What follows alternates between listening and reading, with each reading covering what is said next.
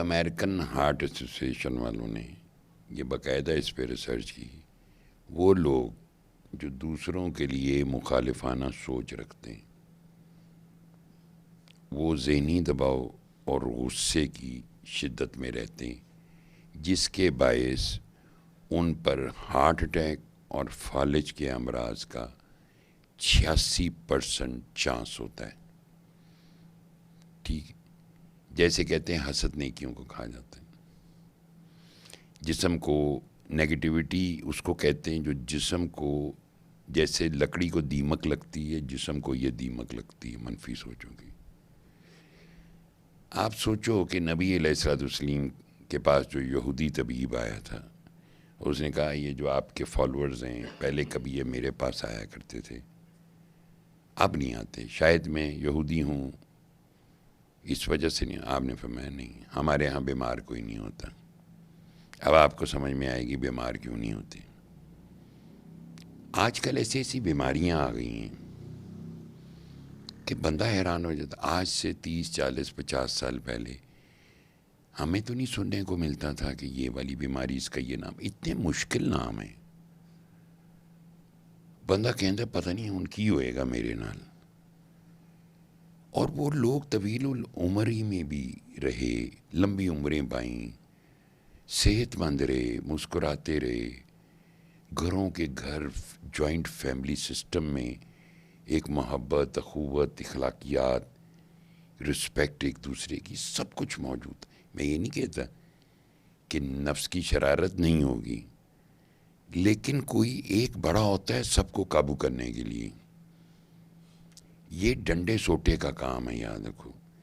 یعنی نفس کو لینینٹ ایٹیچیوڈ سے نہیں کنٹرول کیا جا سکتا. یہ نفس کے اوپر مجاہدہ کسے کہتے ہیں؟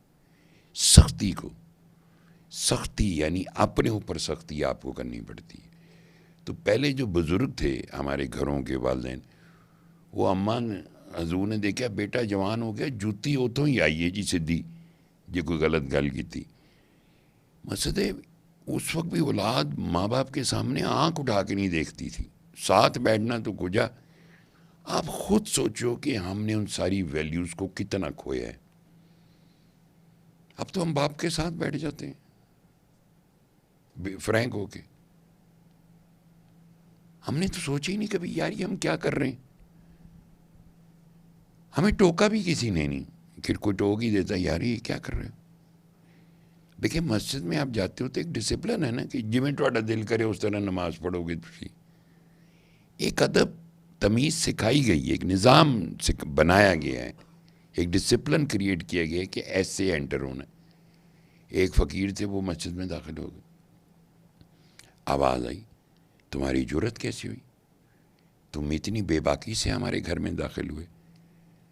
فوراً کہنے لگے ہم بہت شرمندہ، اور واپس نکل گئے. ان کا تم میں اتنی جرت ہے کہ تم ہمارے گھر کو اور ہمیں چھوڑ کے جا رہے ہو. تو آپ کو اب بات سمجھ میں آ رہی کہ ہم میں کس قدر جرت پیدا ہو گئی ہے کہ ہم والدین کے ساتھ بیٹھتے اور اس بات کا احساس بھی نہیں کرتے. ہم بحث کرتے، آرگومنٹ کرتے.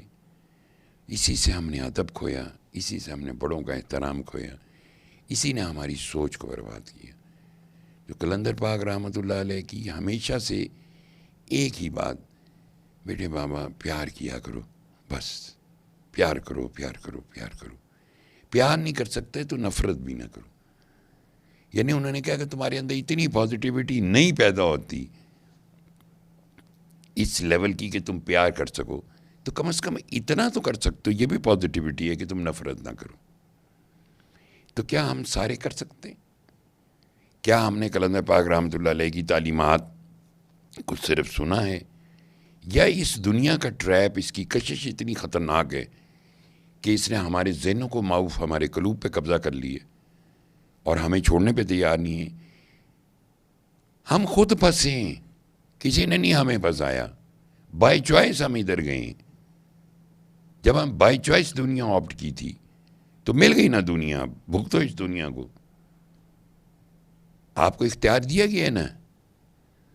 اچھا کر برا کر، پھر ہم تمہارا یہ ٹیسٹ ہے، ہم تمہارا امتحان لیں گے، پھر تمہارا فیصلہ کریں گے، یا جبر ہے کہ تم آج کرو گے ہی اچھا یا کرو گے ہی برا، اختیار میں نا. تو سوچ جو ہوتی ہے اس کے لیے ایک تعلیم ہوتی ہے، اس کو میچور کرنے کے لیے، اس کو نکھارنے کے لیے، اس کو پازیٹیو بنانے کے لیے، یعنی نیگیٹو اور پازیٹیو کو علیحدہ علیحدہ کیا جائے. روح کا یہی کام ہے کہ خیر کو پروموٹ کرے، شر کو نگیٹ کرے.